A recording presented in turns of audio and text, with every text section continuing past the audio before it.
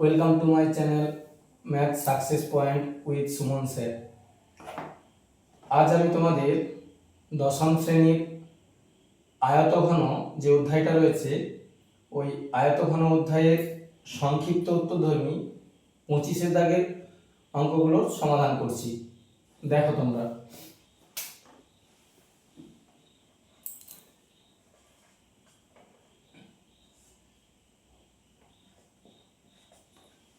প্রশ্ন বলেছে একটি আয়তঘনের তল সংখ্যা সমান x, ধার সংখ্যা সমান y, শীর্ষবিন্দুর সংখ্যা z এবং কর্ণের সংখ্যা p হলে x minus y plus z plus p এর মান কত? তল সংখ্যা দিয়ে দিয়েছে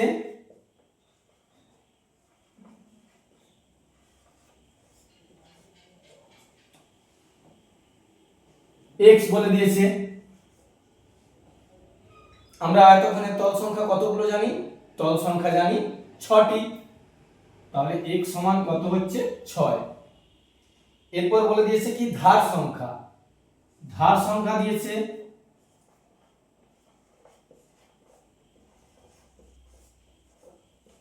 এটা বলে দিয়েছে y, ধার সংখ্যা y কতগুলো হয়? ধার সংখ্যা ধার হচ্ছে 12টি, তাহলে y সমান হচ্ছে 12। এরপর বলেছে কি শীর্ষবিন্দু সমান z, তাহলে শীর্ষবিন্দুর সংখ্যা দিয়েছে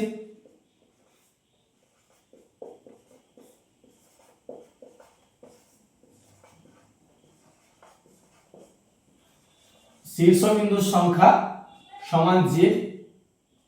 কতগুলো শীর্ষবিন্দু? 8টি শীর্ষবিন্দু, তাহলে z সমান হচ্ছে 8। এরপর বলে দিয়েছে কর্ণের সংখ্যা সমান p, তাহলে কর্ণের সংখ্যা দিয়েছে কত? কর্ণের সংখ্যা দিয়েছে সমান p।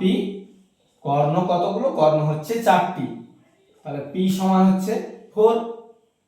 এবার বলেছে কি x minus y plus z plus p এর মানটা কত হচ্ছে? আমি তাহলে মানগুলো পরপর বসিয়ে নিই। 6 মাইনাস 12 প্লাস 8 প্লাস 4 সমান কত হচ্ছে?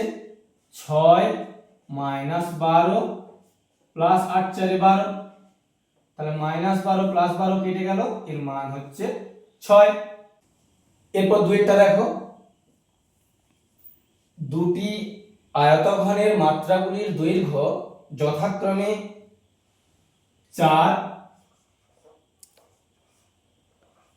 6, 4। আরেকটা বলে দিয়েছে 8 কমা দিয়ে 2h মাইনাস 1 কমা দিয়ে 2। দুটো দেখো মাত্রা বলে দিয়েছে। আয়তঘনের মাত্রা বলতে কি? আয়তঘনের মাত্রা বলতে আমরা দৈর্ঘ্য, প্রস্থ, উচ্চতা, এই তিনটেকে আমরা মাত্রা বলছি। যেহেতু দুটো আয়তঘন দেওয়া আছে, তাহলে দুটো আয়তঘনের ক্ষেত্রে কি হবে? দুটোর ক্ষেত্রেই দৈর্ঘ্য, প্রস্থ, উচ্চতা দেওয়া আছে। এবার বলেছে প্রশ্নে যদি আয়তঘন দুটির ঘনফল সমান হয় তাহলে h এর মান নির্ণয় করো। অর্থাৎ কি এই যে h টা, এই h এর মান নির্ণয় করতে বলেছে। তাহলে আয়তঘনের ঘনফল কি হয়? আয়তঘনের ঘনফল হয় দৈর্ঘ্য গুণিত প্রস্থ গুণিত উচ্চতা। এটা দুটোরই ঘনফল বলেছে সমান, দৈর্ঘ্য গুণিত প্রস্থ গুণিত উচ্চতা। এবার দেখো, তাহলে আমি ডান দিকে যে রয়েছে তাকে বাম দিকে নিয়ে এসে একদমে দেখো 2h মাইনাস 1 সমান কি হয়ে যাচ্ছে? 4 গুণিত 6 গুণিত 4 বাই 8 গুণিত 2। এবার দেখো 2 2 এ 4, 2 4 এ 8, 4 4 কেটে গেল। এবার দেখো তাহলে 2h মাইনাস 1 সমান হচ্ছে 6। 2h সমান হচ্ছে 6 প্লাস 1, 2h সমান হচ্ছে 7, তাহলে h সমান কত হয়ে যাচ্ছে 7/2, তার মানে কত হচ্ছে 3 পূর্ণ 1/2, তাহলে h এর মান কত হলো 3 পূর্ণ 1/2। এরপর তিনেরটা দেখো, একটি ঘনকের প্রতিটি ধারের দৈর্ঘ্য 50% বৃদ্ধি পেলে ঘনকটির সমগ্রতলের ক্ষেত্রফল শতকরা কত বৃদ্ধি হবে। তাহলে আমার প্রথমে ঘনকের সমগ্রতলের ক্ষেত্রফল কি হচ্ছে, প্রথম অবস্থায় ঘনকের সমগ্রতলের ক্ষেত্রফল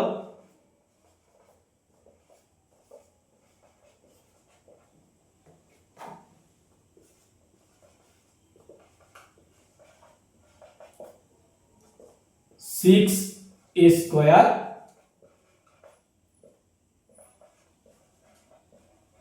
বর্গ একক। এরপর দেখো, ধারের দৈর্ঘ্য যদি 50% বৃদ্ধি করা হয়, ধারের দৈর্ঘ্য 50% বৃদ্ধি, তাহলে নতুন যে ধারের দৈর্ঘ্য কত হবে, নতুন ধারের দৈর্ঘ্য হবে, ধার হচ্ছে a, তাহলে a প্লাস 50a বাই 100, কারণ a যদি ধারের দৈর্ঘ্য হয় তাহলে 50% বৃদ্ধি পেলে কত হবে a প্লাস 50a বাই 100, তাহলে কাটাকুটি করছি 50 2 এ 100, তাহলে a প্লাস a বাই 2 মানে কত হচ্ছে, যদি আমরা যোগ করে নিই 3a/2 একক ধারের দৈর্ঘ্য হয়ে যাচ্ছে। এরপর দেখো, নতুন ধারের দৈর্ঘ্য তো বেরোলো, নতুন সমগ্রতলের ক্ষেত্রফল, নতুন সমগ্রতলের ক্ষেত্রফল কি হয়ে যাচ্ছে, নতুন সমগ্রতলের ক্ষেত্রফল 6 ইনটু a স্কয়ার মানে কি হচ্ছে 3a/2 তার হোল স্কয়ার, তাহলে 6 ইনটু 9 a স্কয়ার বাই 4, তাহলে 2 2 এ 4 2 3 এ 6, তাহলে কি হচ্ছে 9 3 এ 27 a স্কয়ার বাই 2 বর্গ একক।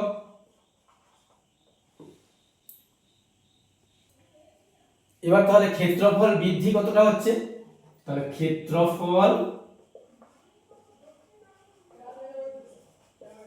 বৃদ্ধি সমান কত হবে, দেখো 27 স্কয়ার বাই 2, আর আগে ছিল 6 স্কয়ার, বিয়োগ দিয়ে দিতে হবে, তাহলে ক্ষেত্রফল বৃদ্ধি, তাহলে কি হচ্ছে যদি বিয়োগ করি 27 স্কয়ার মাইনাস 6 2 এ 12 স্কয়ার,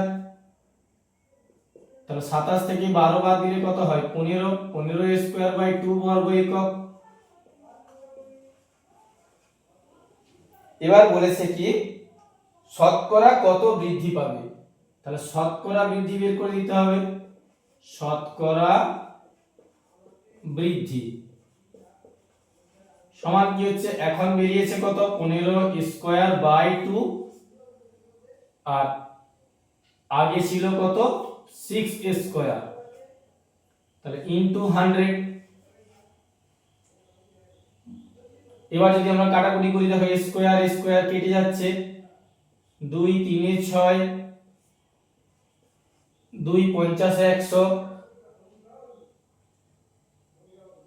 3 5 এ 15, 2 25 এ 50, কত হচ্ছে 125 বর্গ একক। এরপর চারেরটা দেখো, তিনটি নিরেট ঘনক যাদের প্রত্যেকটি ধারের দৈর্ঘ্য যথাক্রমে 3 সেন্টিমিটার 4 সেন্টিমিটার এবং 5 সেন্টিমিটার, ঘনক তিনটিকে গলিয়ে একটি নতুন নিরেট ঘনক তৈরি করা হলো, নতুন ঘনকটির একটি ধারের দৈর্ঘ্য কত হবে। তাহলে দেখো তোমার দিয়েছে তিনটি নিরেট ঘনক, প্রত্যেকটা ধারের দৈর্ঘ্য দিয়েছে।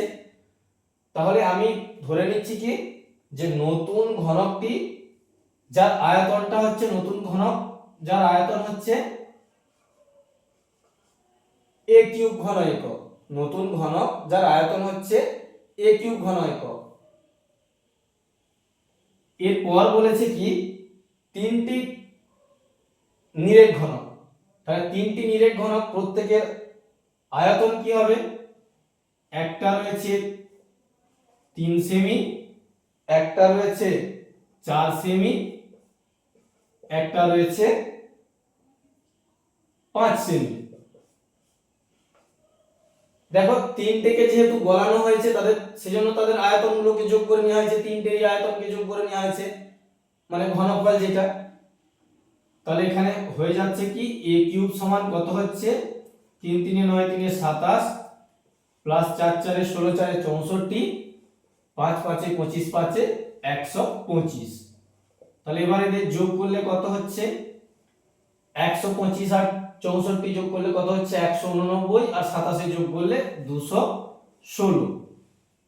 216 যখন আমরা কিউব করছি বের করছি তখন কি হচ্ছে 216 কে যখন আমরা ভাঙছি তখন কত বের হচ্ছে 6 বের হচ্ছে। তাহলে a মানে কি a ছিল হচ্ছে ঘনকের একটি ধারের দৈর্ঘ্য, তাহলে নতুন ঘনকটির একটি ধারের দৈর্ঘ্য কত বের হলো, নতুন ঘনকটির একটি ধারের দৈর্ঘ্য হচ্ছে 6 সেন্টিমিটার। বোঝা গেল। এরপর দেখো 5এরটা দেখো, একটি ঘরে দুটি সংলগ্ন দেওয়ালের দৈর্ঘ্য যথাক্রমে 12 মিটার এবং 8 মিটার। ঘরটির উচ্চতা 4 মিটার হলে ঘরটির মেঝের ক্ষেত্রফল কত হবে।